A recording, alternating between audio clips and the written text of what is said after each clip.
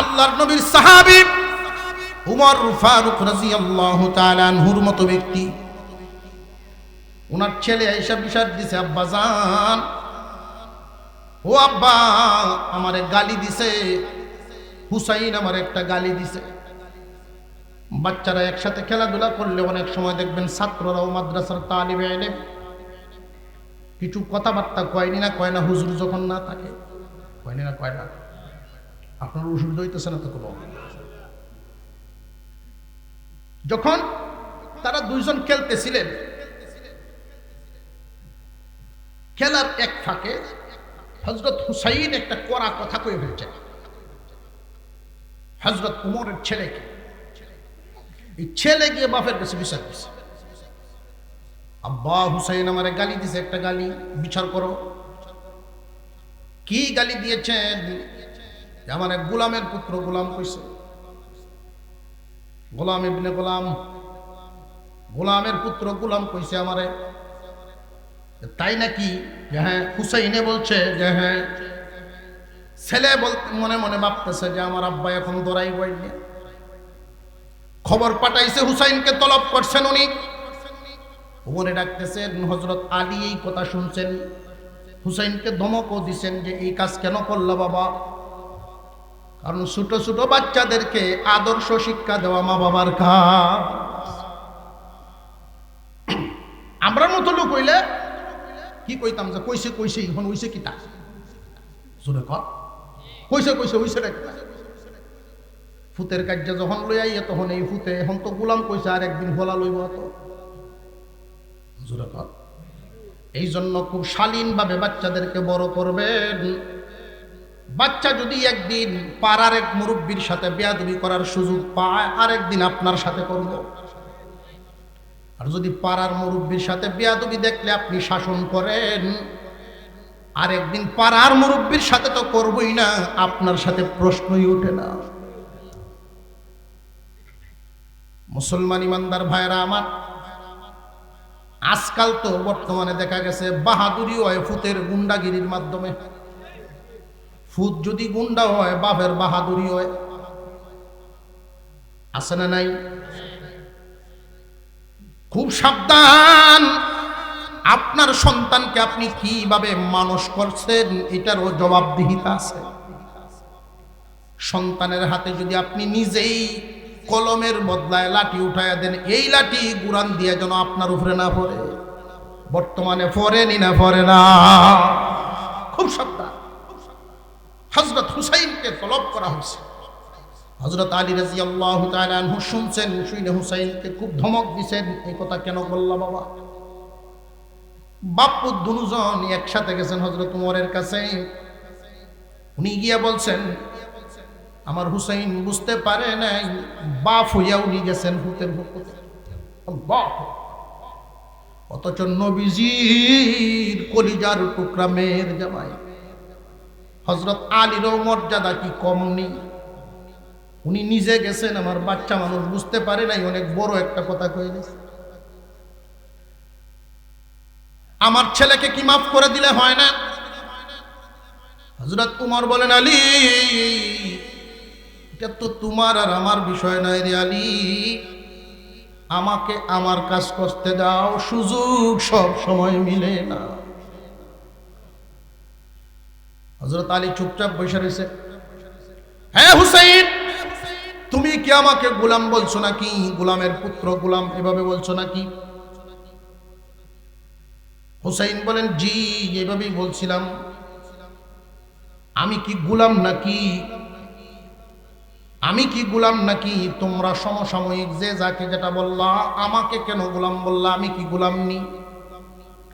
হুসাইন রাদিয়াল্লাহু তাআলা আনহু বাচ্চা মানুষ, তিনি জবাব দেন, হুজুর মনে কিছু নিবেন না, আপনি কি আমার নানাজির গোলাম ছিলেন না? আপনি কি আমার নানাজির গোলাম ছিলেন না? গোলাম যা করে দেখছে তো উনিও তা করছে, এই জন্য ছোট মানুষ ভাবছে উনিও গোলাম। আপনি কি আমার নানাজির গোলাম ছিলেন না?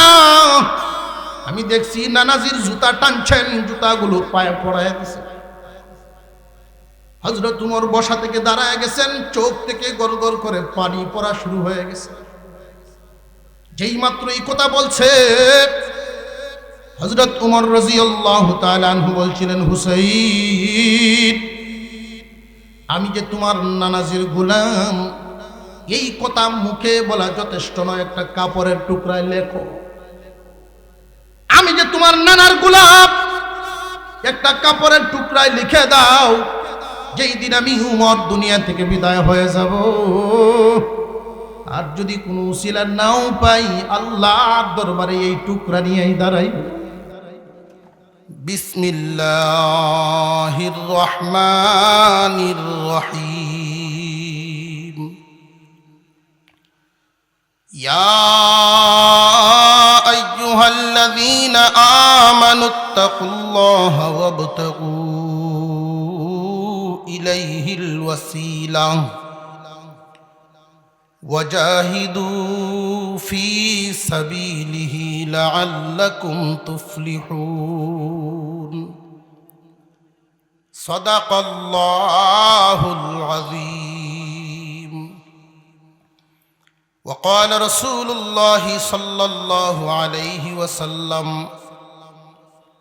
كن عالما أو متعلما أو معينا أو محبا ولا تكن خامسا وصدق رسوله النبي الكريم ونحن على ذلك من الشاهدين والشاكرين والحمد لله رب العالمين اللهم صل على محمد وعلى آل محمد كما صليت على إبراهيم وعلى آل إبراهيم إنك حميد مجيد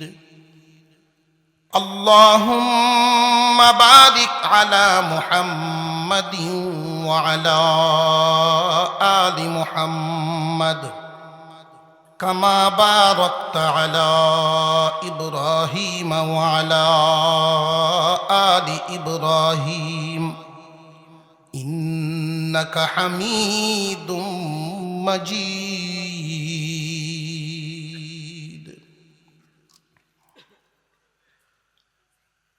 সুনামগঞ্জ সদর পৌরসভাধীন আশরাফুল উলুম কালীপুর গণিপুর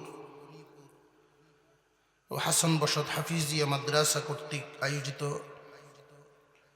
বার্ষিক ওয়াজ মাহফিল শ্রদ্ধাভাজন সভাপতি সাহেব, উপস্থিত হযরত উলামায়ে কেরাম, মুরব্বিয়ানে ইলম, সর্বস্তরের মুসলমান ভাইয়েরা, আড়াল থেকে আলোচনা শুনছেন দিনদার ইমানদার মুসলমান মা ও বোনেরা, আল্লাহ পাক রব্বুল আলামিনের দরবারে শুকর আদায় করি, যিনি অত্যন্ত দয়া করে আমাদেরকে আজকের এই কোরআনের মজলিসে অংশগ্রহণের তৌফিক দান করেছেন। এজন্য সকলেই বলি আলহামদুলিল্লাহ। কুরআনুল কারীম নাজিল হওয়া থেকে নিয়ে শুরু করে এই পর্যন্ত মহান মৌলাই করিম যাদেরকে কোরআনের জন্য পছন্দ করছেন তারাই কোরআনের সাথে শামিল হইতে পারছে, আর যারা কোরআনের সাথে শামিল হইতে পারছে তাদের দাম বেড়ে গেছে। যুবক ভাইয়ের আমি দেখতে পাচ্ছি বেশিরভাগই যুবক ভাই এখানে, আলহামদুলিল্লাহ। এই বয়সে কত কিছু চিন্তায় আসার কথা। আল্লাহ তাআলা যে এদের মস্তিষ্কে কোরআনের মহব্বত, এদের অন্তরে কোরআনের মহব্বত ঢেলে দিলেন, তারা কোরআনের মাহফিলে এসে হাজির হয়ে গেল, আলেমদের মজলিসে এসে সাক্ষাতের জন্য আসলো। আল্লাহ এদেরকে দ্বীনের জন্য কবুল করেন, আমরা সকলেই বলি আমিন। আমি আপনাদের সামনে পবিত্র কুরআনুল কারীমের একখানা আয়াত, নবীজির একখানা হাদিস তিলাওয়াত করেছি। আমার তিলাওয়াতকৃত আয়াত এবং হাদিসকে সামনে রেখে কিছু আলোচনা করব। আল্লাহ যেন আমাকে আলোচনার তৌফিক দেন এবং এই আলোচনার থেকে আমাদের সকলকে আমলের তৌফিক দেন, আমরা বলি আমিন। আমার তিলাওয়াতকৃত আয়াত বুঝার সুবিধার্থে আমরা 5টা ভাগে ভাগ করব। সূরা মাঈদার 35 নম্বর আয়াতখানা বুঝার সুবিধার্থে আমরা কয় ভাগে ভাগ করব? 5 ভাগে। মহান আল্লাহ পাক রব্বুল আলামিন প্রথম ভাগে ডাক দিয়েছেন, সম্বোধন করেছেন কাদেরকে উদ্দেশ্য করে আল্লাহর কথাগুলো। প্রথম ভাগে আল্লাহর ডাক, শেষ ভাগে আল্লাহ পাক ফলাফল ঘোষণা করেছেন, পুরস্কার ঘোষণা করেছেন।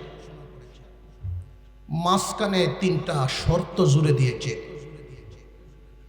মহান মাওলাই করিম আমার তিলাওয়াতকৃত আয়াতে প্রথমেই ডাক দিলেন, ইয়া আইয়ুহাল্লাযীনা আমানু, হে ঈমানওয়ালাগণ। আসমানের নিচে জমিনের উপরে শুধু কি ঈমানদার বসবাস করে না, আরো মানুষ আছে? আল্লাহ পাক রব্বুল আলামিন সবাইকে ডাক দেন নাই, শুধুমাত্র ঈমানদারদেরকে ডাক দিয়া বলেন, ও ঈমানওয়ালাগণ। আয়াতের শেষ অংশে মহান মাওলাই করিম বলেন, লাআল্লাকুম তুফলিহুন, তোমরাই সফল কাম, তোমরাই বিজয়ী।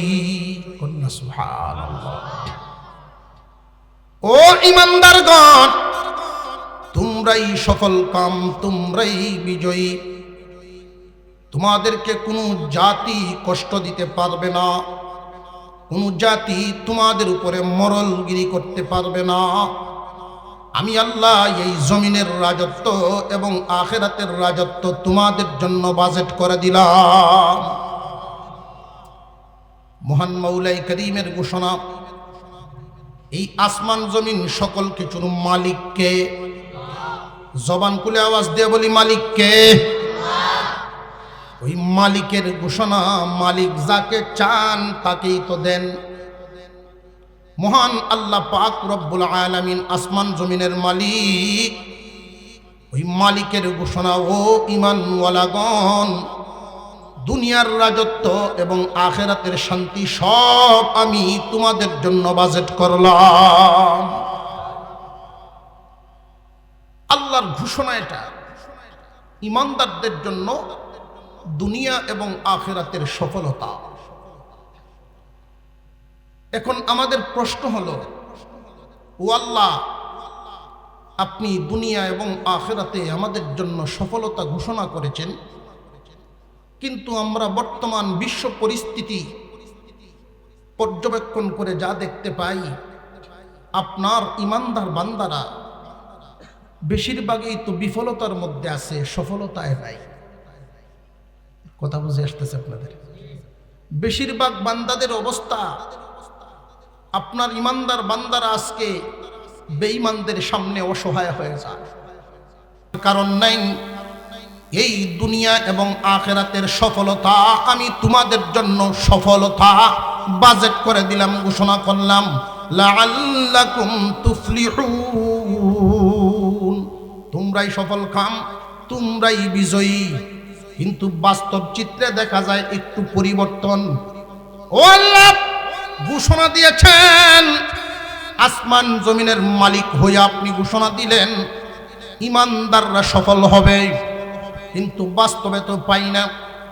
আল্লাহ পাক রব্বুল আলামিন এই জমিনের যত সফলতা লক্ষ্য করে দেখবেন, এই পৃথিবীর জমিনটা পরিচালনার জন্য মূল্যবান যত সম্পদ আছে সব কিছু কিন্তু আল্লাহ বেশিরভাগই মুসলমানের হাতে দান করেছেন। তেলের খনি, গ্যাসের খনি, স্বর্ণের খনি বেঈমানদের হাতে বেশি দিছেন না আল্লাহ মুসলমানদেরকে বেশি দিছেন? মুসলমানদেরকে আল্লাহ বেশি দিয়েছেন। মহান আল্লাহ পাক শুধু ঘোষণা দেন নাই, বাস্তবেও প্রমাণ করেছেন, ও ঈমানদার, তোমরাই সফল কাম, তোমরাই বিজয়ী। কিন্তু বাস্তব চিত্রে বর্তমানে দেখা যায় কিছু সংখ্যক ইহুদি খ্রিস্টান বেঈমান তারা ঐক্যবদ্ধ হয়ে এক টেবিলে এসে সারা বিশ্বের মুসলমানদেরকে বিভিন্ন কৌশলে বিভিন্নভাবে কুণ্ঠাসা করে রাখে, নির্যাতনের শিকার করে রাখে। এর একটা কারণ আমি আপনাদের সামনে তুলে ধরি। আমার তিলাওয়াতকৃত আয়াত বুঝার সুবিধার্থে আমরা কয় ভাগে ভাগ করব বলছিলাম? 5 ভাগে। প্রথম ভাগে আল্লাহ ডাক দিয়েছেন ও ঈমানদারগণ। শেষ ভাগে আল্লাহ বলেছেন তোমরা সফল কাম, তোমরা বিজয়ী। কিন্তু মাঝখানে 3টা শর্ত দিয়েছেন। এই 3টা শর্ত তোমাদের যে যুগের মানুষ পালন করতে পারবে ওই যুগের মানুষই সফলতা ভোগ করতে পারবে। যেই যুগের মানুষ এই 3টা গুণ নিজেদের মধ্যে আনতে পারবে না সেই যুগের মানুষ সফলতাও ভোগ করতে পারবে না। আল্লাহ পাক ঈমানদারদেরকে সফলতা দান করবেন ঘোষণা করেছেন বিনা শর্তে না 3 শর্তে? 3 শর্তে। আমার কথাগুলো বুঝতে কষ্ট হইতেছে না তো আপনার? ইয়া আইয়ুহাল্লাযীনা আমানুত্তাকুল্লাহা ওয়াবতাগু ইলাইহিল ওয়াসিলাহ ওয়াজাহিদু ফি সাবিলিহি লাআল্লাকুম তুফলিহুন। আল্লাহ পাক রব্বুল আলামিন বলেন, ও দুনিয়ার ঈমানদার, তোমরাই সফল কাম, তোমরাই বিজয়ী। বিনা শর্তে নয়, আমি 3টা শর্ত দিলাম। যেই যুগের মানুষ এই 3টা শর্ত পালন করতে পারবে আমি আল্লাহ এদের উপরে সাহায্য এমন ভাবে নাজিল করব তারাই দুনিয়ায় রাজত্ব কায়েম করতে পারবে। এই জমিনের রাজত্ব আমি মুমিনদের জন্য ঘোষণা করলাম, কিন্তু গুণ 3টা তাদের মধ্যে আনতে হবে। যদি এই 3টা গুণ তারা আনতে না পারে তাহলে দেখবা শয়তানে এমন ভাবে ধোঁকা দিয়া এমন কর্মকাণ্ড করিয়া নিজেদের ভিতরেই দ্বন্দ্ব প্রতিদ্বন্দ্ব শুরু করে দিবে। আর কিছু সংখ্যক মুমিন বেঈমানদের গোলামে পরিণত হবে আর নিজেদের অস্তিত্ব বিলীন করিয়া দিব। স্বর্ণের খনি, তেলের খনি, এই যে বিভিন্ন খনিজ সম্পদগুলো যদিও দেখা যায় ঈমানদার মুমিনদেরকে আল্লাহ দান করেছেন, লক্ষ্য করে দেখেন স্বর্ণের খনিওয়ালা, তেলের খনিওয়ালা, পেট্রোল কেরোসিনের খনিওয়ালাগণ মালিক বসিয়া ও মালিকানা নাই, নিজেদের পদ পদবীর কারণে বেঈমানদের গোলামে পরিণত হইয়া যায়। মুসলমান ঈমানদার ভাইরা আমার, আমরা পালাক্রমে 3টা শর্তের আলোচনা করি, হিসাব মিলায় নিবেন। আল্লাহ ঘোষণা করেছেন দুনিয়া আখিরাতের কল্যাণ সফলতা আমাদের জন্য, কিন্তু আমরা পাচ্ছি না। কারণ কি? পারিবারিকভাবে একজন ঈমানদার শান্তিতে নাই, সামাজিকভাবে একজন ঈমানদার শান্তিতে নাই, রাষ্ট্রীয়ভাবেও একজন পরিপূর্ণ ঈমানদার শান্তিতে নাই। হক কথা বলতে গেলেই অনেক মানুষ শত্রু হয়। আর একটু জোরে কর। হক কথা বলতে গেলেই অনেক মানুষ শত্রু হয়ে যায়। লক্ষ্য করে দেখবেন আজকের জামানায় জরিপ করিয়া দেখেন, জেলখানাগুলোর দিকে খবর নিয়ে দেখবেন, নজর দিলে পাওয়া যায়, পত্র পত্রিকা দেখলে দেখা যায় অনেক নিরপরাধ মানুষ, অনেক নিরপরাধ মানুষ বছরের পর বছর জেলখানা। হক কথা বলার কারণে আল্লাহ পাক রব্বুল আলামিন যেই 3টা শর্ত দিলেন, আল্লাহ বলেন ইয়া আইয়ুহাল্লাযীনা আমানুত্তাকুল্লাহ, ও ঈমানদার তোমরাই সফল কাম, তোমরা বিজয়ী। 3টা শর্তে 1 নাম্বার শর্ত হলো আল্লাহকে ভয় করো। 1 নাম্বার শর্ত তোমরা আল্লাহকে ভয় করো। আমরা এইখানে যে সমস্ত ঈমানদাররা বসে আছি, মাইকের আওয়াজ যেই পর্যন্ত যাচ্ছে, বুকে হাত দিয়া বলেন পরিপূর্ণ ভয় কি আমাদের ভিতরে আসেনি? যদি জিজ্ঞাসা করি কে কে আল্লাহকে ভয় করেন, সবাই কিন্তু হাত তুলবেন, এটা ঠিক। অথচ এই সমাজে খুঁজলে সুদখোর পাওয়া যাবে, এই সমাজে খুঁজলে ঘুষখোরও পাওয়া যাবে, মিথ্যাবাদীও পাওয়া যাবে, বেনামাজিও পাওয়া যাবে, বেপর্দাও পাওয়া যাবে, দাইয়ুস পাওয়া যাবে, নিজের পরিবারের মহিলাদেরকে বেপর্দায় চলতে দেয়, সুযোগ দেয়, পর্দার ব্যবস্থা করে না, এমন মানুষ পাওয়া যাবে। একটু জোরে কর। অথচ দাবিদার আমরা আল্লাহকে ভয় করি, এই ভয়টা শুধু মুখে, অন্তরে না। ঠিক না বেটি? বেটায় সরল সহজ মানুষ। ভাই তোমার এইটা একটু ঠিক কর, এটার ভলিউমটা একটু কমায় নাও, বাহিরেরটা ঠিক করো। হ্যাঁ, ও আর্টিং করে। আচ্ছা আচ্ছা, এরপরেও তুমি একটু দেখো যে এক মেঘলা ঠিক করো সাউন্ডটা। এক বেটায় খুব সৎ মানুষ, তবলিগি মানুষ, একটা গরু বেচতে গেছে বাজারে। তো গরু বেচতে গেলে কিছু সংখ্যক মানুষ যারা গরু কিনতে আসে, গরুর কিছু গুণ জিগাইতো না? আমরা জিগাই না বাজারে গেলে, আমি তোমার গরু এটা দুধ কেমন দেয় গো, দুধ খাওয়ানো গরু কিনবো, দুধের খবর তো জিগাইতেই পারে। তো বেটা সত্য কথা যেটা এটাই কয়ে দিছে যে ভাই এই পর্যন্ত আমি কিরাইতাম পারছি না, আমি জানি না কেন। যেটা একদিন কিরানিত গেছিলাম, এমন এক লাথি দিছে, আমি 1 সপ্তাহ হাসপাতাল আসলাম লাথি খাইয়া। আর যখন কেউ এই গরু নিব, কেউ এরা বিদায়। আরেক বেড়ায় জিগাইছে তোমার এই গরুটা খায় কেমন, দুধ খাওয়ার দরকার নাই, দরকার লালন পালন করে মোটা তাজা বানায় বেশি বেশি ইচ্ছা রাখবে, খায় কেমন। আপনি সারাদিন বাচ্চা উচ্চা না কিছু ঘাস দিবেন সামনে, ইচ্ছা হইলে খাইতে পারে, নাও খাইতে পারে, এইটাও বিদায়। আরেক বেড়ায় জিগাইছে আপনার এই গরু আলো কেমন চলে, যদি শুই তো হরে শুই তাহলে আর তুমি থাকতে এরাও বিদায়। কেলা নেয় গরু, খালি ময়দান রাত খারাপ হয়েছে, কোনো কাস্টমার নেই। প্রত্যেকটা গরুর বাজারে দেখবেন কিছু কৌশলী লোক থাকে, আমরা আঞ্চলিক ভাষায় এদেরকে গরুর দালাল কয়। এদের কথাবার্তা খুব কৌশলী কথা। কৌশলী কথা বলতে কথার ফেস জানে এরা। কিরকম ফেস? আপনারা ডাক দিয়ে নিয়ে যদি জিগায় যে ভাই কয় ফোঁটা মিডিয়া দুধ যদি খাওয়ান লাগে আমার গরুটা নেও, এরকম এক ঘটনা আমার নিজের গরু ঘটছে দেখে আমি জানি।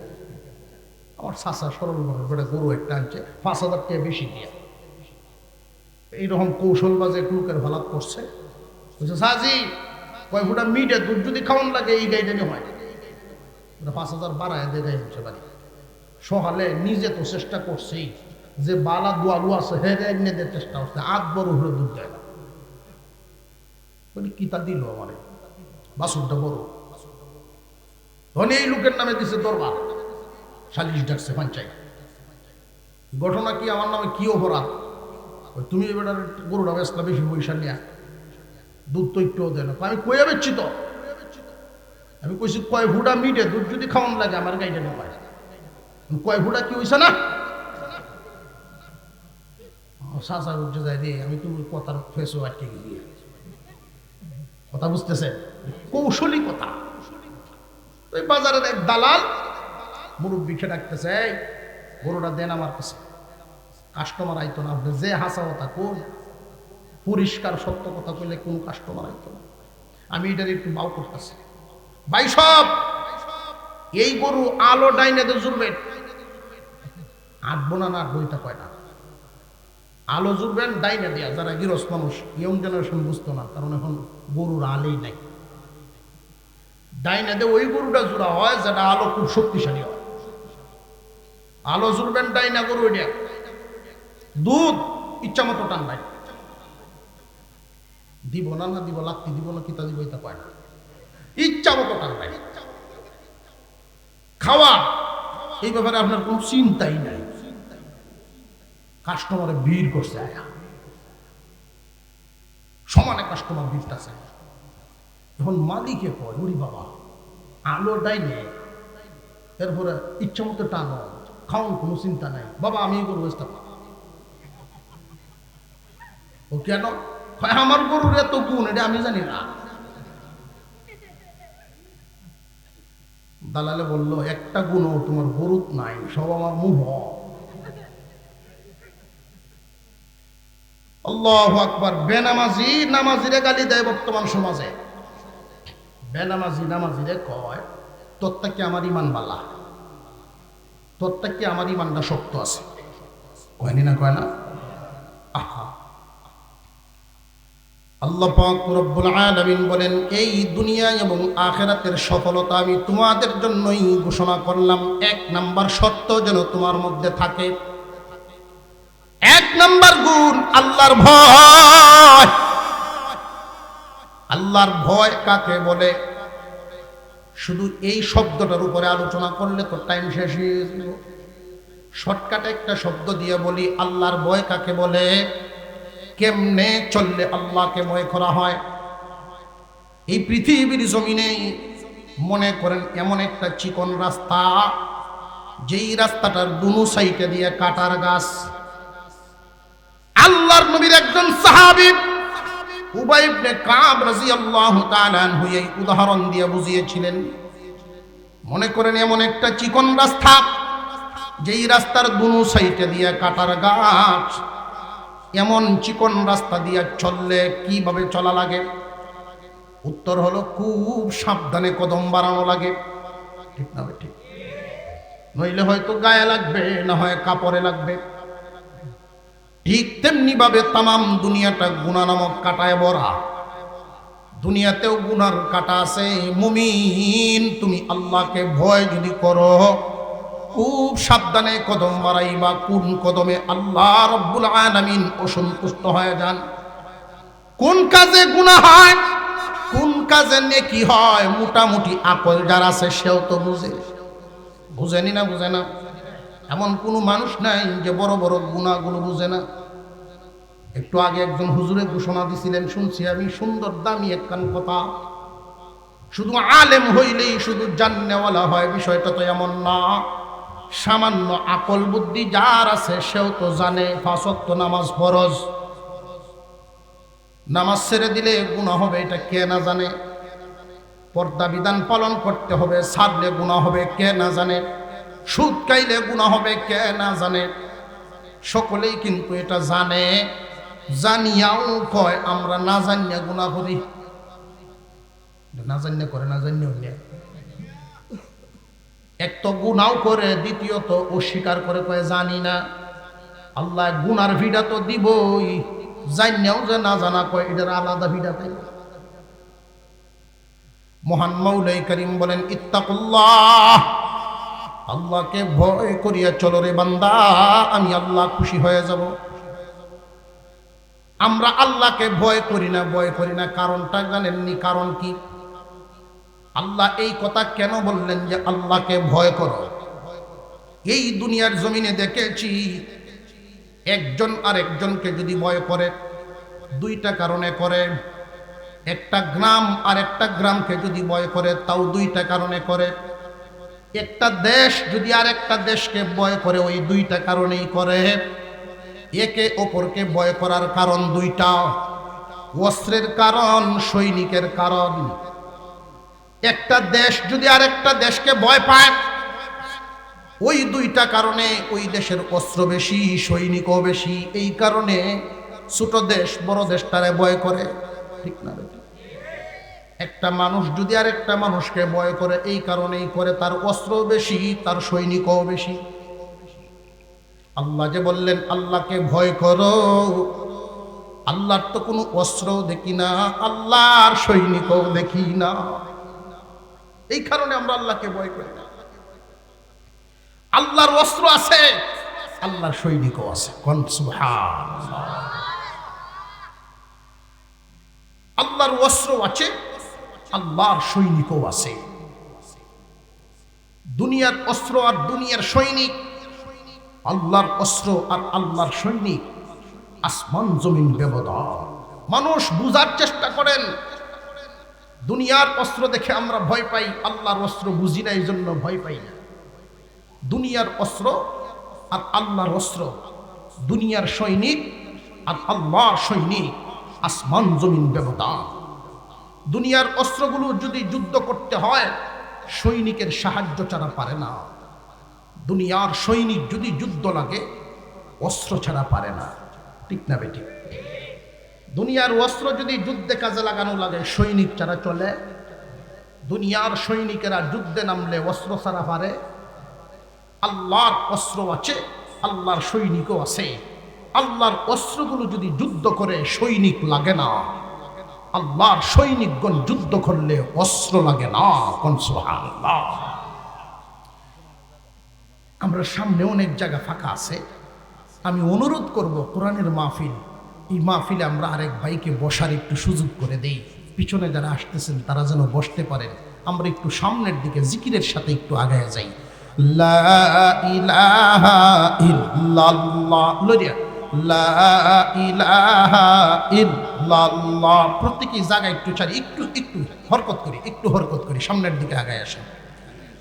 লা ইলাহা ইল্লাল্লাহ, লা ইলাহা ইল্লাল্লাহ, লা ইলাহা ইল্লাল্লাহ, লা ইলাহা। বহুদূর এই মদিনা কেমনে যাব জানি না, বহুদূর ওই মদিনা কেমনে যাব জানি না। দয়া কর দয়াল আল্লাহ, দয়া কর দয়াল আল্লাহ, পুরাও মনের বাসনা। লা ইলাহা ইল্লাল্লাহ, লা ইলাহা, লা ইলাহা ইল্লাল্লাহ, মুহাম্মাদুর রাসূলুল্লাহ। আল্লাহ পাকের প্রথম সবক ইত্তাকুল্লাহ, আল্লাহকে ভয় করো জমিনে। আমরা প্রশ্ন করলাম আল্লাহকে কেন ভয় করব? একজন আর একজন, একটা দেশ আর একটা দেশকে দুইটা কারণে ভয় করে, অস্ত্রের কারণে, সৈনিকের কারণে। আল্লাহর তো অস্ত্রও দেখি না, আল্লাহর সৈনিকও দেখি না। ভাই, আল্লাহর অস্ত্র আছে, দুনিয়ার অস্ত্রের চাইতে পাওয়ারফুল। আল্লাহর সৈনিকও আছে, দুনিয়ার সৈনিকের চাইতে শক্তিশালী। কোন সুবহানাল্লাহ। দুনিয়ার অস্ত্র সৈনিক ছাড়া চলে না, দুনিয়ার সৈনিক অস্ত্র ছাড়া চলে না। আল্লাহর সৈনিক, আল্লাহর অস্ত্র একটা আরেকটা ছাড়া সচল। আমি এক দুইটা অস্ত্রের নাম শুধু আপনাদের সামনে পেশ করব, তাহলেই বুঝতে পারবেন আল্লাহর অস্ত্র কি পরিমাণ, আল্লাহর অস্ত্রের শক্তি কি পরিমাণ। কুরআনুল কারীমের সূরা আরাফ 133 নং আয়াতে আল্লাহ পাক বলেন, فأرسلنا عليهم الطوفان والجراد والقمل والضفادع والدم آيات مفصلات فاستكبروا وكانوا قوما مجرمين। আল্লাহ পাক রব্বুল আলামিন বলেন, ওই দিনের ইতিহাস আমাদেরকে স্মরণ করায় দিলেন, যেই দিন হক আর বাতিলের যুদ্ধ হয়েছিল। মূসা আলাইহিস সালামের জামানা, মূসা আলাইহিস সালাম ওনার ভাই হারুন আলাইহিস সালাম দুইজনের হাত ধরে ঈমান এনেছিল কিছু সংখ্যক মুসলমান। কিছু মানুষ যখন ঈমানদার হয়ে গেল, ফেরাউন বাহিনী এই ঈমানদারদেরকে তখন নির্যাতন করেছিল বিভিন্ন ভাবে। আল্লাহ পাক রব্বুল আলামিন এই ঈমানদারদেরকে সাহায্য করার জন্য, তৎকালীন জামানারদেরকে শাস্তি দেওয়ার জন্য পালাক্রমে কয়েকটা অস্ত্র পাঠাইছিলেন, আসমানি আযাব। ওই কথাগুলো আল্লাহ পাক কোরআনে নাজিল করে কিয়ামত পর্যন্ত আমাদের জন্য সবক হিসাবে রাখছেন। শিক্ষা গ্রহণ করো, আমি আল্লাহর অস্ত্র আছে, শুধু তোমরা তৈরি হও, আমার অস্ত্র রেডি আছে। তোমরা তৈরি হও, আমার অস্ত্র রেডি আছে। فأرسلنا عليهم الطوفان, তুফান নামক অস্ত্র। তুফান চিনেননি? এখনের মানুষ তো কমই চিনে, কারণ বিল্ডিং বাড়তেছে বেশি। আগে যখন বাড়ি ঘর একটু দুর্বল আছেন দেখতাম, তুফান আকাশের অবস্থাটা খারাপ করলেই মানুষ ঘুম থেকে উঠে আজান দেওয়া, লা ইলাহা ইল্লাল্লাহ সুবহানাকা ইন্নী কুনতু মিনাজ জালিমিন পড়তো, টিন হয়ে যেত, আল্লাহ আল্লাহ কত কিছু করছে, আজান দিছে না। যেই পর্যন্ত তুফান রয়েছে এই পর্যন্তই আল্লাহ বিল্লাহ ডাকছে। তুফান শেষ হয়তো এক গ্লাস পানি দিয়ে গলা হয়ে গেছে, তামুক ধরে এক টান শুরু করছে। এখন তুফান কইতে যায়, কইতেই পারে না। সকাল 9টার সময় উঠে ডাল বুড়ি বাঙ্গা দিকে কিরে রাত কি তৈছে, কইতেই পারে না। তৎকালীন জামানায় ওই তুফান নামক অস্ত্রকে আল্লাহ বলেন ফাআরসালনা আলাইহিমুত তুফান, রে তুফান বেঈমানদেরকে ছাড়বা না, আমার মুমিনদের কোনো ক্ষতি করবা না। কন্যা সুবহানাল্লাহ। মুসা আলাইহিস সালামের জামানা কিছু সংখ্যক ইমানদার ইমান এনেছেন। আল্লাহ ইমানদারদের পক্ষে বেঈমানদের বিরুদ্ধে আসমানি আযাব তুফান নামক আযাব পাঠায় দিলেন। তুফান নামক অস্ত্র হুকুম করে দিলেন, মুমিনদের উপরে কোনো নির্যাতন করা যাবে না, মুমিনদের কাউকে ছাড়া যাবে না। এমন ভাবে তুফান নাজিল হওয়া শুরু হয়ে গেল, যেইভাবে পানির বেগ ওইভাবে বাতাসের বেগ, যেইভাবে পানির বেগ ওইভাবেই বাতাসের বেগ।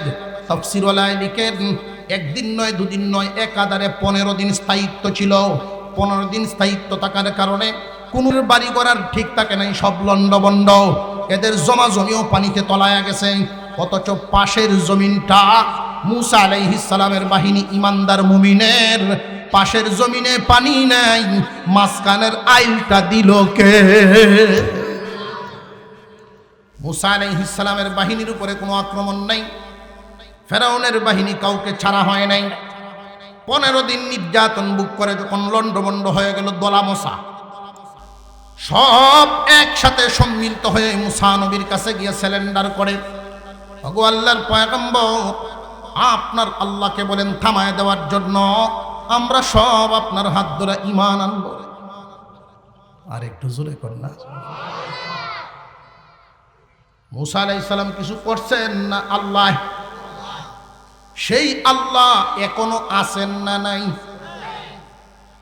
কিছুদিন গেছে তুফান বন্ধ হইয়া বন্যা বন্ধ হয়েছে।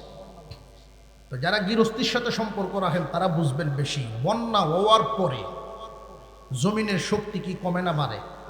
বাড়ে। বন্যা হয়েছে কার জমিন? ফেরাউন বাহিনীর জমিন। এখন তো জমিনের শক্তি বাড়ছে, ফসলের রূপ ভালো। ফেরাউন বাটপারে কয় এই বন্যা আমি দিছিলাম, বন্যা হলে দিছি। দেখছিস না তোরা জমিন দেখতে দেখে দিছি যাতে ফসল ভালো হয়, তোরা খামা কামুসা নবীর কাছে গেছিস। আমি যে তোরার ক্ষুদা, মাঝে মাঝে তোরার ইয়াহিন ছুটতে জায়গা আবার গুটি আইছে।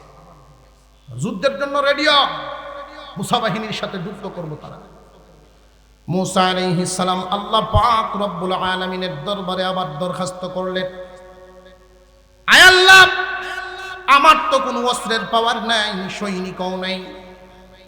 আল্লাহ পাক রব্বুল আলামিন বলেন, চিন্তার কোনো কারণ নাই, আমার তো অস্ত্রের শেষ নাই। আমি যেইভাবে ফসল দিতে পারি এইভাবে, আরো জোরে কন, দিতে পারেন যেমন, নিতেও পারেন, নিতে পারেন না। মহান আল্লাহ পাক রব্বুল আলামিন আর একটা অস্ত্র পাঠায়া দিলেন। فأرسلنا عليهم الطوفان والجراد, জারাদ নামক একটা পোকা পাঠায়া দিলেন। কিতাবের ভাষায় এটাকে টিড্ডি বলে। ফসল খেয়ে ফেলতো, ফসল খেয়ে ফেলে। সব ফসল যখন খাওয়া শুরু হয়ে গেল, ফেরাউন বাহিনী খুদার কাছে গেছে। ফেরাউন খুদার দ্বার, ও খুদা, কোন বাহিনী ফাটাইলেন? সব ফসল তো আমরা ক্ষেত দিককে দিককে খায়। তখন ফেরাউনে কয়, আমার কাছে কইয়া গেছে না। বলে কইয়া গেছে না, কেমন কুদাটা তাই না? এটা কি কুদা না বেহুদা? ওই চিন্তা করিস না, গেছে যেহেতু খায়ালক। তোরারে আমি 1 বছর নয়, 2 বছর নয়, 4 বছর পর্যন্ত বসায়া খাওয়াইমু, গুডাউনে মালের অভাব নেই। এমনি একদল মানুষ দাঁড়ায় কয় আপনি ৩-৪ বছর খাওয়াইবেন, ৫ম বছর আমাদেরকে কে খাওয়াইব? ফেরাউন কি খুশি হয় না গুসা হয়? আরো একদল মানুষ মুসা আলাইহিস সালামের হাত ধরে ঈমান আনলেন, ঈমানদারদের দল দিন দিন শক্তি হয়। ফেরাউন বাহিনী খুব রাগান্বিত হয়ে গেল, যুদ্ধ তারা করবেই। মুসা আলাইহিস সালাম আবার দোয়া করলেন আল্লাহর কাছে। আল্লাহ পাক রব্বুল আলামিন বলেন চিন্তার কোনো কারণ নাই, আমি আরেকটা অস্ত্র পাঠাচ্ছি, আল্লাহর অস্ত্রের তো শেষ নাই। মহান মাওলাই করিম কিয়ামত পর্যন্ত যদি অস্ত্র ব্যবহার করেন, একটা অস্ত্র দ্বিতীয়বার ব্যবহার করা লাগবে না। فأرسلنا عليهم الطوفان والجراد والقمل। উম্মাল শব্দের অর্থ হলো উকুন। উকুন চিনেননি? উকুন আবার ৩ জাত, একটা হইল লিক, একটা হুজ্জাইন, আর একটা বিরা। আছে না নাই? আমরা এলাকাত কয় ডিগরা, অর্থাৎ বড়টা যেটা। মহান আল্লাহ পাক এই বড় উকুনটারে পাঠাইলেন, 2 সপ্তাহ যুদ্ধ করতে হবে। এদের মাথায় যখন উকুন আক্রমণ শুরু করে দিল, এমন খাওয়া খাইছে, মাথার চুলও ফালাইছে, মুছ দাড়ি যা সিনে দাড়ি তো নাই, ওই মুছ সহ ব্রো সহ বালাইয়া দিছে। এখন দেখবেন ব্রো নাই, একটারে আর একটায় দেখতে পারে না, চিনে না, আয়নার যুগ না। একজন আর একজনের দেখলেই উল্টা বায় দৌড়ে। শুরু হয়েছে নি আযাব। আল্লাহ পাক বলেন এদেরকে আমি আরো শাস্তি দিব। আরেকটা অস্ত্র পাঠায় দিলেন, ফাআরসালনা আলাইহিমুত তুফানা ওয়াল জারাদা ওয়াল কুম্মালা ওয়াদ দাফাদিআ। দাফাদিআ শব্দের অর্থ হইল ব্যাং। ব্যাং পাঠাইছেন। ওই ব্যাঙ্গে আবার একজন আর একজনের কয় আমরা কেমনে যুদ্ধ করতাম আল্লাহর বাহিনী হইয়া। আল্লাহ হুকুম করেছেন বেঈমানদের বিরুদ্ধে যুদ্ধ করতে হবে, এদেরকে আমরা কুন্তাসা করে দিব। কিন্তু যুদ্ধটা করব কেমনে? আমরা তো মুখে শক্তি নাই, কামড় দিব কেমনে? হাতেও শক্তি নাই, থাপ্পড় দিব কেমনে? এখন যুদ্ধটা করা যায় কেমনে? ব্যাঙ্গের একজন সভাপতি আছে। এই ব্যাঙ্গের সভাপতি কয় 2 পদ্ধতিতে আমরা যুদ্ধ করব। কেমনে? এদেরকে 2টা পদ্ধতিতে ক্ষতিগ্রস্ত করব। দুনিয়ার সৈনিকে যদি যুদ্ধ করা লাগে, মেধা শক্তি ঠিক থাকা লাগে। দুনিয়ার সৈনিকে যদি যুদ্ধ করা লাগে, শারীরিক শক্তিও ঠিক থাকা লাগে। শারীরিক শক্তি ঠিক থাকে মানুষের খাবার খাওয়ার মাধ্যমে, মেধা শক্তিটা ঠিক থাকবো ঘুমের মাধ্যমে। ব্যাঙ্গের সভাপতি হুকুম দিছে ফেরাউন সৈনিকদেরকে আমরা খাইতেও দিব না, ঘুমাইতেও দিব না। ওরা খাইতে গেছে, গিয়া দেখে পাতিল সব ব্যাঙ্গের দহলে, ভাতের পাতিল, তরকারির পাতিল সব ব্যাঙ্গে ভরা, লাফায়। খাইতে পারবো? এই আযাব কার? মহান মাওলাই করিম এই আযাব পাঠাইয়াছিলেন, কোরআনে বর্ণিত। ঠিক আছে, শরীর তো দুর্বল হয়েই গেছে, না খায়া গিয়া দেখি একটু ঘুমাইতাম পারিনি, বিছানাত গেছে। তাফসিরে মারিফুল কোরআন ওয়ালায় লিখেন 1 ফুট উঁচা বিছানার মধ্যে ব্যাঙ্গের টাল। যা আত্মীয় বাড়ির যাই, ওইখানে কি কোনো সুযোগ আছে কিনা গিয়া দেখি, কাপড় সুপড় টান দিছে, দেখে ফহেড বড়া ব্যাঙ্গে। যাইবে কই? এই আযাব কার? আল্লাহ রব্বুল আলামিন এখনো আছেন না? না। আসমানের নিচে জমিনের উপরে এক একটা প্রাণী আল্লাহর এক একটা অস্ত্র। আল্লাহর অস্ত্র আছে না নাই? মহান আল্লাহ পাক রব্বুল আলামিন ছোট একটা প্রাণী পিঁপড়াকে যদি মানুষের বিরুদ্ধে লেলায়া দেন, পিপিলিকাও যদি মানুষকে যন্ত্রণা দেওয়া শুরু করে, মানুষ বেঁচে থাকতে পারবে না, মানুষের বাঁচাটা অত্যন্ত কষ্টকর হবে, জীবনযাপন কষ্টের হয়ে দাঁড়াবে। মহান আল্লাহ বলেন বান্দারে আমি আল্লাহকে ভয় করো, সমস্ত প্রাণীগুলো আমি আল্লাহর অস্ত্র। আল্লাহর সৈনিক কি পরিমাণ! অসংখ্য গণিত ফেরেশতা আল্লাহ পাকের সৈনিক, সমস্ত সৈনিকের কমান্ডার জিবরাইল আলাইহিস সালাম কি পরিমাণ শক্তির অধিকারী।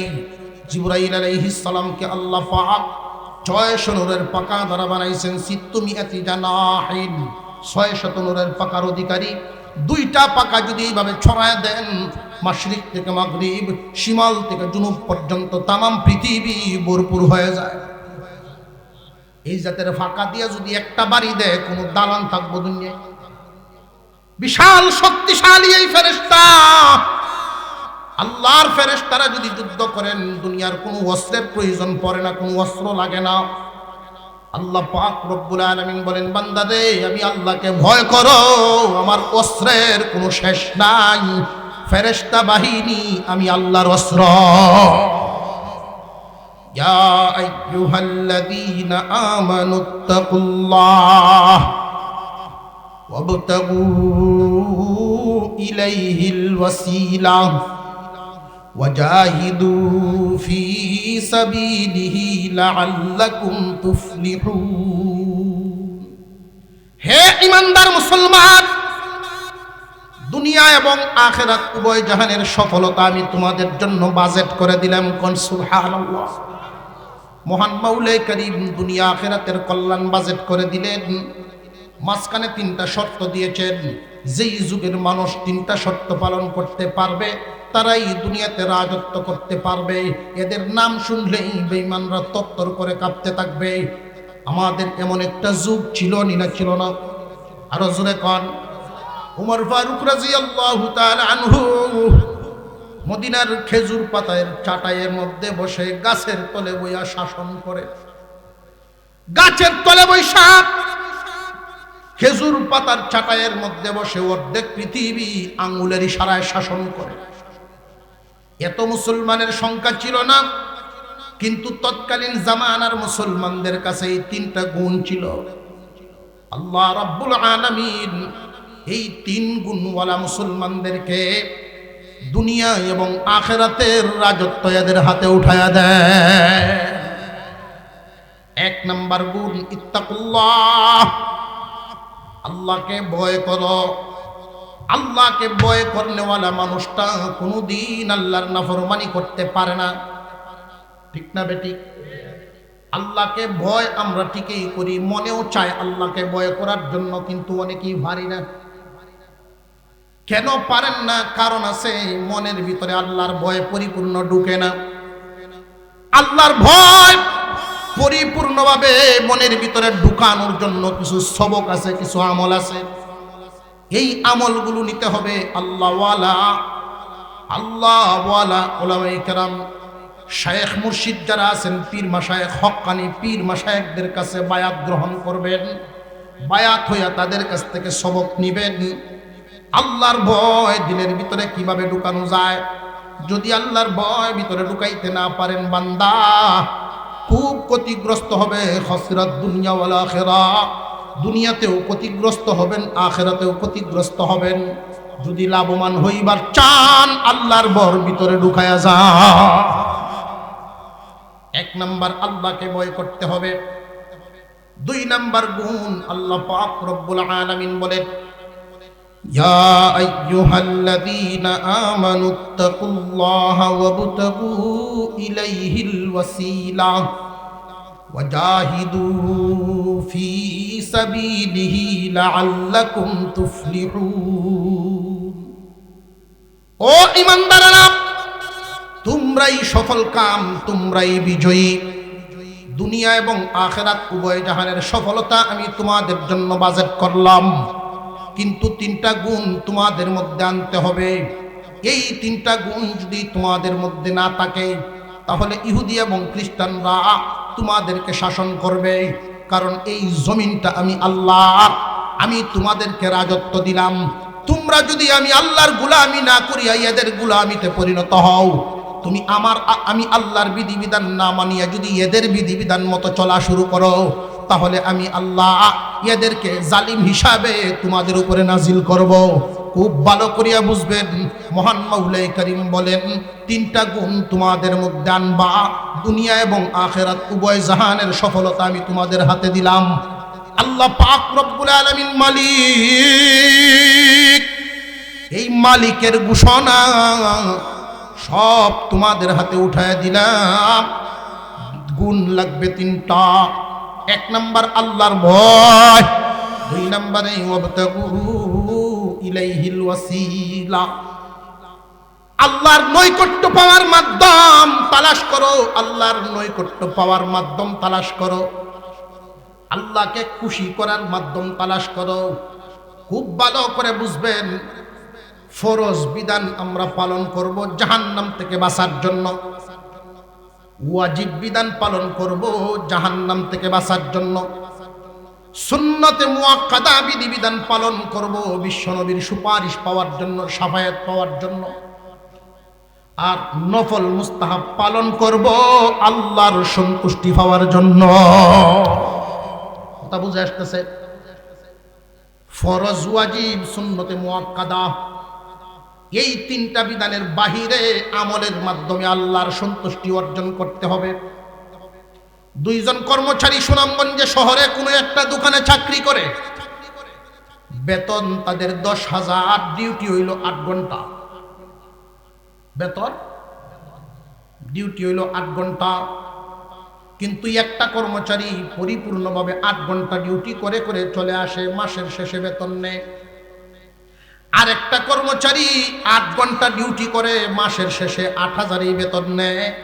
কিন্তু 8 ঘন্টার বাহিরে অতিরিক্ত আরো 1-2 ঘন্টা মালিকরে সময় দেয়, দোকান গুছানোর সময়, কাপড় চোপড় বাস করা, দোকান গুছানোর সময় টাকা পয়সাগুলো হিসাব নিকাশ করা, মালিকের সাথে দোকান বন্ধ করা, এই যে একটু কুটিনাটি কাজ 1-1.5 ঘন্টা সময় অতিরিক্ত মালিকরে দেয়। বলুন দেখি, এই যে অতিরিক্ত সময়টা যেই বালকটায় দেয়, তার প্রতি মালিক একটু ওইটার তুলনায় খুশি বেশি হইবনি না হইতো না? কথা বুঝে আসতেছে? আল্লাহ পাক রব্বুল আলামিন বলেন, ইয়া আইয়ুহাল্লাযীনা আমানুত্তাকুল্লাহা ওয়াবতাগু ইলাইহিল ওয়াসিলা ওয়াজাহিদু ফি সাবিলিহি লাআল্লাকুম তুফলিহুন। আল্লাহ পাক রব্বুল আলামিন বলেন, ও ঈমানদারগণ, তোমরাই সফল কাম, তোমরাই বিজয়ী দুনিয়া এবং আখিরাতে। দুনিয়াতে বিজয়ী হইবা, তোমাদের হাতে রাজত্ব উঠায় দেওয়া হবে, আর আখিরাতে বিজয়ী হইবা, জান্নাতের মালিকানা দেওয়া হবে। কিন্তু 3টা শর্ত যেন তোমাদের মধ্যে পাওয়া যায়। 1 নাম্বার, ইত্তাকুল্লাহ, আল্লাহকে ভয় করিয়া চলবা। কেমনে? চিকন রাস্তা, কোনো সাইডে দিয়ে কাটার গাছ, এমন রাস্তা দিয়ে চললে যেইভাবে সাবধানতার সাথে চলা লাগে, এই জীবনে এইভাবে সাবধানতা অবলম্বন করে চলতে হবে। যদি এরপরেও তোমার দ্বারায় সম্ভব হয় না, নিজেকে কন্ট্রোল করতে পারো না, আল্লাহওয়ালাদের হাত ধরে যাও, আল্লাহওয়ালাদের হাতে হাত লাগাও, সবক গ্রহণ করো, আল্লাহর ভয় ঢুকাইতে পারবা। ওয়াবতাগু ইলাইহিল ওয়াসিলা, আল্লাহর নৈকট্য, আল্লাহর সন্তুষ্টি পাওয়ার জন্য মাধ্যম তালাশ করো। মাধ্যম কি? ফরজ, ওয়াজিব, সুন্নতে মুআক্কাদার বাহিরে অতিরিক্ত ডিউটি। অতিরিক্ত ডিউটির মাধ্যমে যেটা তোমার উপরে ফরজ না, কিন্তু এরপরও আল্লাহকে খুশি করার জন্য করো। একজন মানুষ মুরব্বী রাস্তা দিয়ে হাইটা যাইতেছেন, ওনার হাতে একটা ব্যাগ, ওই ব্যাগটা তুমি দৌড়ায় গিয়ে একটু আগায় লইলা, তোমার উপরে ফরজ ছিল না, কিন্তু এই একরামটুকু করার কারণে মহান আল্লাহ তোমার প্রতি খুশি হইয়া যাইব। কথা বুঝতেছেন আপনারা? অতিরিক্ত একটু আমল, যে আমলের মাধ্যমে যেটা তোমার উপরে ফরজ না, যেটা তোমার উপরে ওয়াজিব না, সুন্নতে মুআক্কাদাও না, অতিরিক্ত আমল, অতিরিক্ত আমলের মাধ্যমে মহান আল্লাহর সন্তুষ্টি পাওয়া যায়। আল্লাহ বুঝায় দিলেন, বান্দারে, আমি আল্লাহকে ভয় করিয়া বিধিবিধান মোতাবেক জীবনযাপন করো, আমি আল্লাহর নির্ধারিত ফরজ, ওয়াজিব, বিশ্বনবীর সুন্নতে মুআক্কাদাগুলো পালন করো।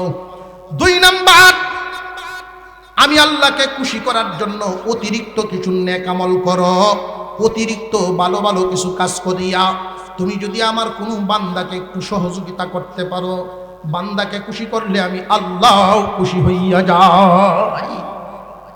উসিলা তালাশ করা, একটা প্রাণীর একটু পানি খাওয়াইলেন, এটা উসিলা। যে কোনো একটা কাজ কিয়ামতের দিন যদি উসিলা হইয়া যায়,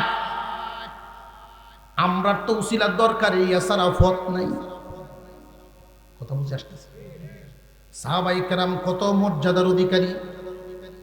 আল্লাহর নবীর সাহাবী উমর ফারুক রাদিয়াল্লাহু তাআলা আনহুর মতো ব্যক্তি, ওনার ছেলে আয়েশা বিষাদ দিছে, আব্বা জান, ও আব্বা আমারে গালি দিছে, হুসাইন আমার একটা গালি দিছে। বাচ্চারা একসাথে খেলাধুলা করলে অনেক সময় দেখবেন ছাত্ররাও মাদ্রাসার তালিবে ইলম কিছু কথাবার্তা কয়নি না কয় না, হুজুর যখন না থাকে কয়নি না কয় না। আপনার অসুবিধা হইতেছে না তো কোনো? যখন তারা দুইজন খেলতেছিলেন, খেলার এক ফাঁকে হযরত হুসাইন একটা কড়া কথা কয়ে ফেলছেন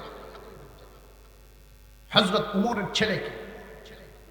এই ছেলে গিয়ে বাপের কাছে বিচার দিছে, আব্বা হুসাইন আমারে গালি দিছে, একটা গালি বিচার করো। কি গালি দিয়েছেন? আমার এক গোলামের পুত্র গোলাম কইছে, গোলাম ইবনে গোলাম, গোলামের পুত্র গোলাম কইছে আমারে। তাই নাকি? যে হ্যাঁ। হুসাইনে বলছে যে হ্যাঁ। ছেলে মনে মনে ভাবতেছে যে আমার আব্বা এখন দৌড়াই বইলে। খবর পাঠাইছে, হুসাইনকে তলব করছেন উনি। ওমরে ডাকতেছেন, হযরত আলী এই কথা শুনছেন, হুসাইনকে ধমকও দিছেন যে এই কাজ কেন করলা বাবা? কারণ ছোট ছোট বাচ্চাদেরকে আদর্শ শিক্ষা দেওয়া মা বাবার কাজ। আমরা মতো লোক হইলে কি কইতাম যে কইছে কইছে এখন হইছে কিটা? জোরে কর, কইছে কইছে হইছে রে কিটা? ফুতের কার্য যখন লই আইয়ে তখন এই ফুতে এখন তো গোলাম কইছে আর একদিন ভোলা লইব তো। জোরে কর। এই জন্য খুব শালীনভাবে বাচ্চাদেরকে বড় করবেন। বাচ্চা যদি একদিন পাড়ার এক মুরব্বীর সাথে বেয়াদবি করার সুযোগ পায়, আরেকদিন আপনার সাথে করব। আর যদি পাড়ার মুরব্বীর সাথে বেয়াদবি দেখলে আপনি শাসন করেন, আরেকদিন পাড়ার মুরব্বীর সাথে তো করবই না, আপনার সাথে প্রশ্নই ওঠে না। মুসলমান ইমানদার ভাইরা আমার, আজকাল তো বর্তমানে দেখা গেছে বাহাদুরি হয় ফুতের গুন্ডাগিরির মাধ্যমে। ফুত যদি গুন্ডা হয়, বাপের বাহাদুরি হয়। আছে না নাই? খুব সাবধান। আপনার সন্তানকে আপনি কিভাবে মানুষ করছেন এটারও জবাবদিহিতা আছে। সন্তানের হাতে যদি আপনি নিজেই কলমের বদলায় লাঠি উঠাইয়া দেন, এই লাঠি গুরান দিয়ে যেন আপনার উপরে না পড়ে। বর্তমানে পড়েনি না পড়ে না? খুব সাবধান। হযরত হুসাইনকে তলব করা হয়েছে।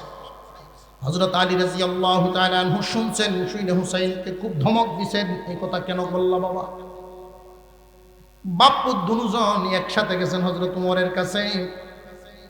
উনি গিয়া বলছেন, আমার হুসাইন বুঝতে পারে নাই, বাপ হইয়া উনি গেছেন ভূতের ভূতে। বাপ অথচ নবীজির কলিজার টুকরা মেয়ের জামাই হযরত আলীরও মর্যাদা কি কম নেই? উনি নিজে গেছেন, আমার বাচ্চা মানুষ বুঝতে পারে নাই, অনেক বড় একটা কথা কয়ে গেছে। আমার ছেলেকে কি মাফ করে দিলে হয় না? হযরত উমর বলেন, আলী এটা তো তোমার আর আমার বিষয় নয় রে আলী, আমাকে আমার কাজ করতে দাও, সুযোগ সব সময় মিলে না। হযরত আলী চুপচাপ বসে রয়েছে। হ্যাঁ হুসাইন, তুমি কি আমাকে গোলাম বলছো নাকি? গোলামের পুত্র গোলাম এভাবে বলছো নাকি? হুসাইন বলেন, জি এভাবেই বলছিলাম। আমি কি গোলাম নাকি? আমি কি গোলাম নাকি? তোমরা সমসাময়িক যে যাকে যেটা বললা, আমাকে কেন গোলাম বললা? আমি কি গোলাম নি? হুসাইন রাদিয়াল্লাহু তাআলা আনহু বাচ্চা মানুষ, তিনি জবাব দেন, হুজুর মনে কিছু নিবেন না, আপনি কি আমার নানার জির গোলাম ছিলেন না? আপনি কি আমার নানাজির গোলাম ছিলেন না? গুলাম যা করে দেখছে তো উনিও তা করছে, এই জন্য ছোট মানুষ ভাবছে উনিও গোলাম। আপনি কি আমার নানাজির গোলাম ছিলেন না? আমি দেখছি নানাজির জুতা টানছেন, জুতাগুলো পায়ে পড়ায় দিছে। হযরত উমর বসা থেকে দাঁড়ায় গেছেন, চোখ থেকে গড়গড় করে পানি পড়া শুরু হয়ে গেছে। যেই মাত্র এই কথা বলছে, হযরত উমর রাদিয়াল্লাহু তাআলা আনহু বলছিলেন, হুসাইন, আমি যে তোমার নানাজির গোলাম, এই কথা মুখে বলা যথেষ্ট নয়, একটা কাপড়ের টুকরায় লেখো। আমি যে তোমার নানার গোলাম, একটা কাপড়ের টুকরায় লিখে দাও। যেই দিন আমি উমর দুনিয়া থেকে বিদায় হয়ে যাব, আর যদি কোনো উসিলা নাও পাই, আল্লাহর দরবারে এই টুকরা নিয়েই দাঁড়াই। আল্লাহ তোমার হাবিবের জবানে শুনছি, হুসাইন জান্নাতের যুবকদের সর্দার। আর এই যুবকদের সর্দারের জবান থেকে বাহির হয়েছিল, আমি নাকি তার নানাজির গোলাম। আল্লাহ তোমার হাবিবের গোলাম জাহান্নামে যায়, এটা তো অসম্ভব।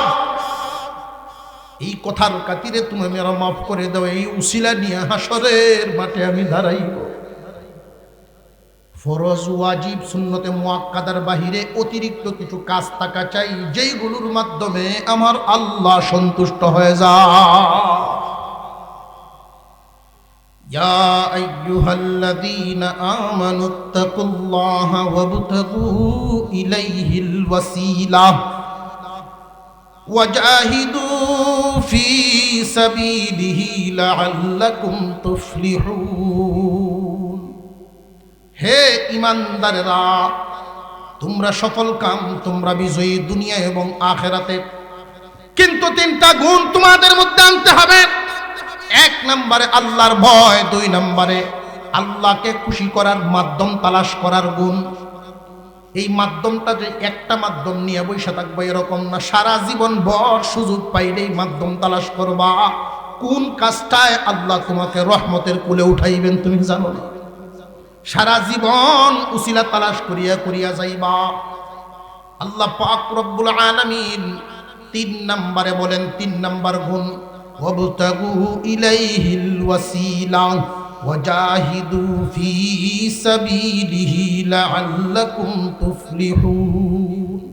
তিন নম্বর গুণ, আল্লাহর দ্বীন বিশ্বনবী রেখে গিয়েছেন, এই দ্বীনকে জমিনে জিন্দা রাখার জন্য যদি প্রয়োজন পড়ে কোন জায়গায় কথা বলার, তাহলে যেন তুমি কথা বলতে কৃপণতা না করো। দ্বীনের পক্ষে কথা বলতে গিয়ে যদি তোমার নিজেরও সম্মান যায়, সম্মান যাবে, তবু দ্বীনের পক্ষে যেন কথা বলতে পিছপা না হও। আল্লাহর দ্বীনের জন্য কথা লাগলে কথা বলবা, যদি ঘাম জড়ানো লাগে ঘাম জড়াইবা, যদি তোমার আল্লাহর দেওয়া মাল লাগে, আল্লাহর দেওয়া মাল আল্লাহর রাস্তায় দিয়া দিবা, তবু দ্বীন জিন্দা রাখা লাগবে।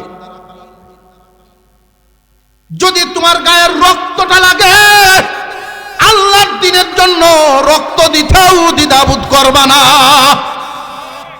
আল্লাহর দ্বীন জিন্দা রাখার জন্য আল্লাহ পাক রব্বুল আলামিন তিন নাম্বার গুণটা বলেন, ওয়াজাহিদু ফি সাবিলি, আল্লাহর রাস্তায় জিহাদ করবা। আল্লাহর রাস্তায় জিহাদ করার মানে হলো দ্বীনকে জিন্দা রাখার জন্য, দ্বীনকে প্রতিষ্ঠা রাখার জন্য সর্বাত্মক চেষ্টা করা। যেখানে যা দরকার তা লাগবে, প্রয়োজনে জীবন, আল্লাহর দেওয়া জীবন আল্লাহর দ্বীনের জন্য। যেইভাবে শহীদগণ দিয়ে গেছেন, সেই শহীদদের কাতারে নাম লেখানোর জন্য, দ্বীনের জন্য মরতে দ্বিধাদ্বন্দ্ব নাই, দ্বীনের জন্য শহীদ হইতে প্রস্তুত থাকবা। এই তিনটা গুণ তোমাদের মধ্যে লাগবে। মদিনার গলিতে ভোরবেলায় কে যেন মুয়াজ্জিনের মতো আওয়াজ দিতেছেন, হযরত বেলালের কণ্ঠ শোনা যায়। অথচ ফজরের টাইম না, ফজরের নামাজের সময় চলে গেছে। মদিনার গলিতে এমন একটা আওয়াজ শোনা যায়, হাইয়া আলাল জিহাদ, হাইয়া আলাল জিহাদ। এইভাবে ডাক তো দেওয়া হচ্ছে, এই জিহাদের দিকে আসো। আবার স্বাভাবিকভাবেও বলে দেওয়া হচ্ছে আজানের মাঝখানে মাঝখানে, আসনি কেউ আশেকে রসুল থাকলে আইসা নাম লেখাও। আসনি কেউ আশেকে রসুল থাকলে সে নাম লেখাও। নবীজি তালিকা তৈরি করতেছেন মসজিদে নববীর সামনে। একজন মহিলা তার বাচ্চার মাথার কাছে বৈশা বৈশা চোখের পানি টিপ টিপ করে ছাড়তেছে। বাচ্চাটার বয়স হবে 6 থেকে 7 বছর। বাচ্চা ঘুমে, মার চোখের এক ফোঁটা পানি যখন বাচ্চার কপালে পড়ে গেছে, ঘুম থেকে জাগছে যেই দেখে মা কান্দে। মা গো, কেন কান্দো এত সকাল বেলায়? কে তোমারে আঘাত দিল? মহিলায় বলতেছেন, বাবা রে, মুয়াজ্জিন বেলাল ডাইকা ডাইকা যাইতেছেন জিহাদের দিকে, আসো, হাইয়া আলাল জিহাদ। আসনি কেউ আশেকে রসুল থাকলে আসো, আশেকে রসুলের কাতারে নাম লেখায় যাও। আমার তো কোনো অস্ত্র নাই, মহিলাদেরকে যুদ্ধের ময়দানে নেওয়াও হয় না। তোমার বাবাও শহীদ হয়ে গেছেন, তোমার তো কোনো বড় ভাইও নেই। আমি কি নিয়ে নবীজির দরবারে গিয়ে দাঁড়াইব? আজকে মুজাহিদদের কাতারের নাম লেখায় আশেকে রসুলের কাতারের তালিকাভুক্ত হল। এই ছোট বাচ্চাটা উঠে বসে গেছে। মদিনার শিশু উঠে বসে গিয়ে বলে, আম্মা, আমাকে নিয়ে যাও নবীজির দরবারে, আমি আমার নাম লেখাইব। তোমাকে আশেকে রসুলের কাতারে নাম লেখাইয়া শহীদের মা যেন হতে পারো, এই তালিকা করে দিল। ছোট্ট শিশুকে হাতে ধরে নিয়ে আশেকে রসুল মহিলা মদিনার মসজিদের সামনের দিকে, মসজিদে নববীর সামনের দিকে রওনা দিলেন। যাইতেছেন, সাহাবাই কেরাম বলেন, কোথায় যান? মুজাহিদদের তালিকায় নাম লেখানোর জন্য আমার ছেলেকে নিয়ে আসলাম। সাহাবিগণ বলেন, এত ছোট্ট শিশুকে তো জিহাদের ময়দানে নেওয়া হবে না, আর মহিলাদেরকেও নেওয়া হবে না। এই ছোট্ট বাচ্চাটাকে নিতে পারবেন না, বড় করেন, পরে নিবেন। মহিলায় বলেন, নবীজির কাছে যাইতে দাও। সাহাবীরা যাইতে দেন না। আল্লাহর পয়গম্বর বলেন, এখানে কিসের আওয়াজ শোনা যায়? কিসের আওয়াজ? একজন আইসা হালতটা বললেন। বিশ্বনবী বলেন, আসতে দাও। নবীজির সামনে যখন মহিলা গিয়ে হাজির হলেন, ছোট্ট শিশু হালতটা বর্ণনা করলেন। নবীজি গো, আমার বড় কোনো ছেলে নাই, স্বামী তো আগেই দিনের জন্য শহীদ হয়ে গেছে। এই শিশুকে আপনার তালিকায় নাম লেখান, কিয়ামতের দিন যেন আমি শহীদের মা হয়ে আল্লাহর দরবারে দাঁড়াতে পারি। আজকের দিনের জন্য নিজের একটা সন্তান কোরআনের হাফেজ পর্যন্ত বানাইতে পারি, আলেম পর্যন্ত বানাতে পারি না। কিয়ামতের দিন যে আল্লাহর সামনে বলবো, আল্লাহ, তোমার হাবিবের রেখে যাওয়া দিনের জন্য আমার একটা ছেলে ছিল, এই ছেলেকে দিয়ে দিছিলাম, আদর যত্ন সব কুরবানি দিয়ে আমার সন্তানকে মাদ্রাসায় ভর্তি করেছিলাম হাফেজ হইতে। হাফেজ হয়ে যেন কোরআনের হেফাজতকারী হয়, আলেম হয়ে যেন দিনের হেফাজতকারী হয়ে জন্য দিয়া দিছিলাম। দুনিয়ার কোনো লোভ লালসা করি নাই। শিক্ষা গ্রহণ করেন ওই মহিলা, শহীদের মা হওয়ার জন্য নবীজির দরবারে দাঁড়ায় পিরাপিরি করতেছেন। আল্লাহর নবী গো, আমার সন্তানটাকে নাম লেখায় নেন। বিশ্বনবী বলেন, এই মুহূর্তে তো তোমার সন্তানকে নেওয়া যাবে না, ছোট মানুষ। আমি বুঝে পাইলাম, সন্তানকে লালন পালন করতে থাকো, উপযুক্ত যখন হবে তখন আল্লাহর রাস্তায় দিবা। আমি দোয়া করে দিলাম তোমাদের জন্য। এই মহিলা নিরাশ হয়ে গেল, চোখের পানি সারেনার কান্দেন। আয় রে বাবা, মনের আশা মনে রইল, পূরণ হইল না। ঘুরিয়া যখন যান, ছোট্ট শিশুটা বলেন, মাগো, পয়গম্বরের সাথে আমি একটু কথা বলতে চাই। 7 বছরের শিশু বিশ্ব নবীর সাথে কথা বলবেন, বিশ্ব নবীর সাথে কথা বলবে বলিয়া, নবীজি, আমি দেখেছি আম্মা যখন রান্না বান্না করেন, বড় বড় লাকড়ি আগুন ধরাইবার আগে ছোট লাকড়ি দিয়ে আগুন জ্বালান। ছোট্ট শিশুটাই কত বুঝের কথা বলে। ওগো আল্লাহর পয়গম্বর, জিহাদের ময়দানে না হয় হযরত আলী, হযরত উমরের মতো বড় বড় বাহাদুরদেরকে দেওয়ার আগে আমি এই ছোট্ট শিশুর মাধ্যমে জিহাদের ময়দানের আগুন টানা হয়ে ধরায়া দিবেন। আল্লাহ পাক রব্বুল আলামিন জিবরাইল আলাইহিস সালামকে পাঠিয়ে দিলেন। জিবরাইল আলাইহিস সালাম এসে বলেন, ওগো আল্লাহর পয়গম্বর, আপনার সামনে যেইভাবে তালিকা হয় আল্লাহর কাছে ওই একটা তালিকা তৈরি হচ্ছে।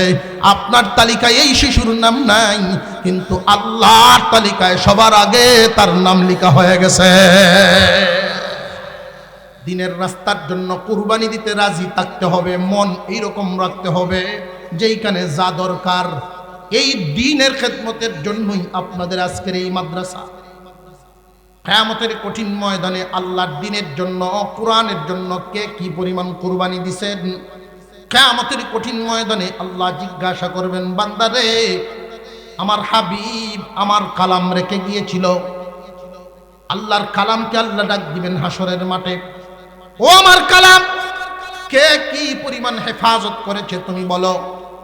আল্লাহর কালাম বলতে থাকবে, আল্লাহ একদল মানুষ আমাকে হেফাজত করেছে কোরআন মুখস্থ করিয়া, ছোট্টবেলায় মা বাবার সাথে ঘুমায় নাই, 6-7 বছরের সময় বাড়ি ছাড়া হইয়া মাদ্রাসার ফ্লোরে গিয়ে ঘুমাইত।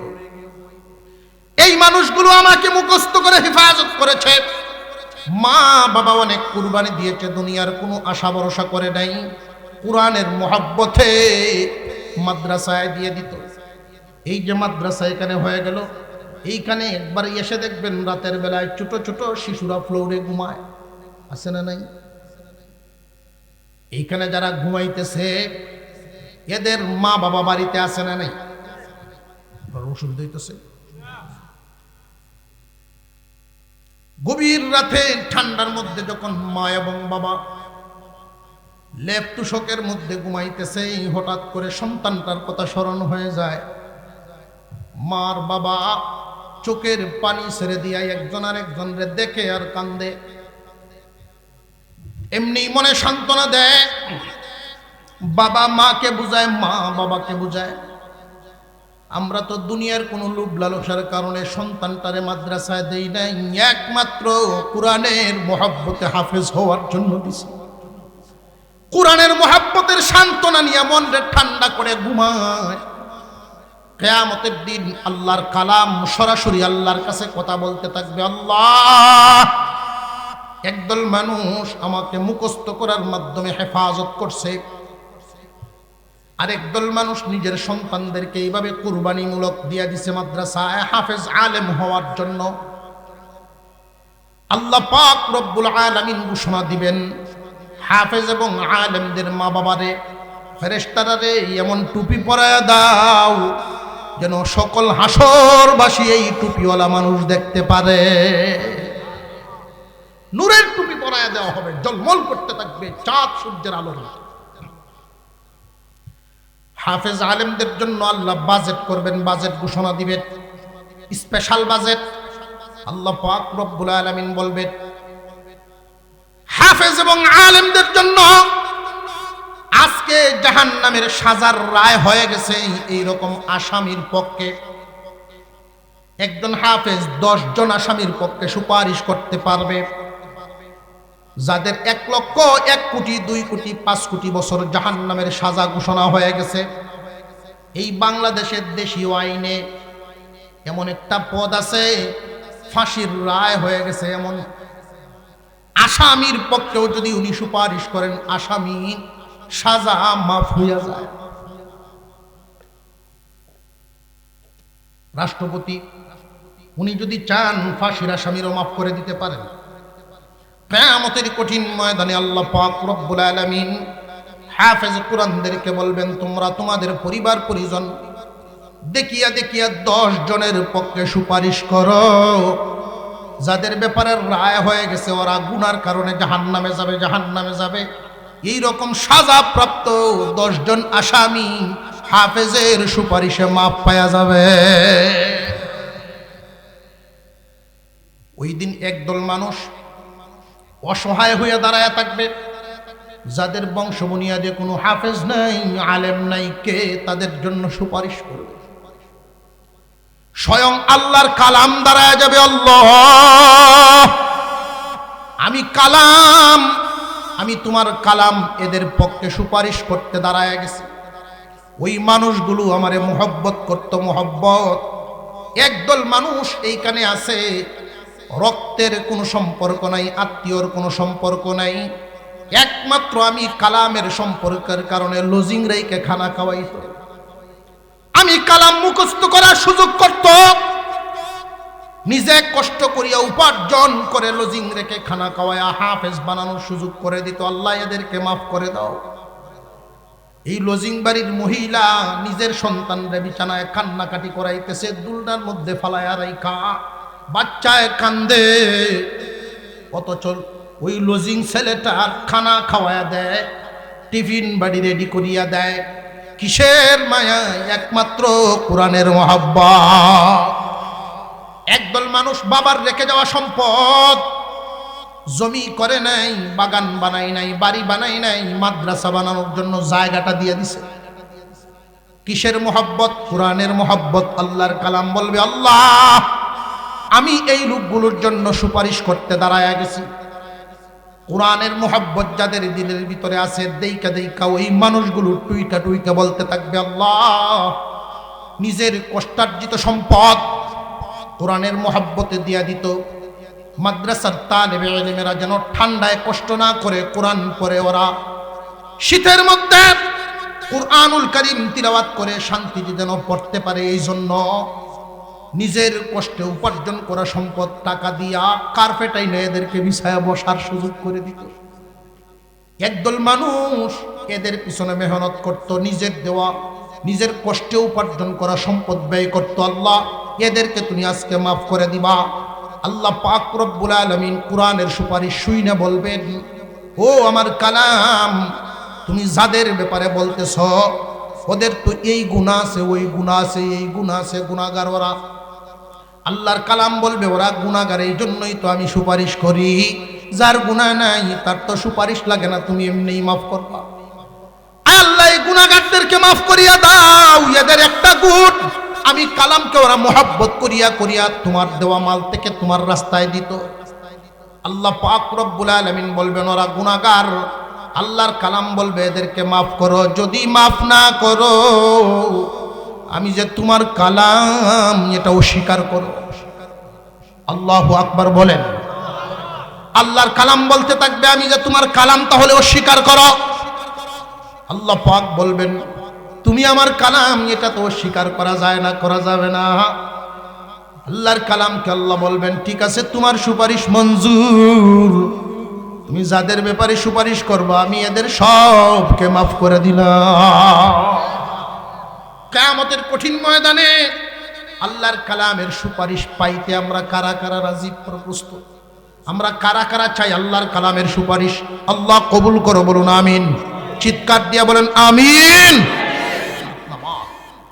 30 পারা কোরআন এখানে পড়ানো হয়, কারণ একজন মানুষে কোনোদিন একটা মাদ্রাসা চালাতে পারে না। এলাকার সকলের সহযোগিতার মাধ্যমেই একটা প্রতিষ্ঠান চলে। আমি আপনাদের কাছে 30 জন মানুষ চাইব, প্রথমে 5টা মিনিট সময়, কেউ নড়াচড়া করবেন না। আমি যারা যারা একটু সহযোগিতা করতে পারবে আমরা সকলে তাদের জন্য দোয়া করবো, এটা তাদের পাওনা। আমরা সকল মানুষ যখন একসাথে একটা দোয়া করব, আমিন বলবেন, আল্লাহর কাছে এটা কবুল হবে। 40 জন একসাথে বসে একটা দোয়া করলে, এই 40 জন সবাই যদি গুনাহগার হয়, আল্লাহ একজনকে ওলি বানায় দোয়া কবুল করেন। আমরা ওর 41 হবো, এখানে 40-এর উপরে হবে, আমরা সকলে মিলে দোয়া করে দেব ইনশাআল্লাহ। 30 জন মানুষ আমি খুব কম করে চাই, 1000 টাকা করে 30 জন মানুষ আমি রেডি চাই।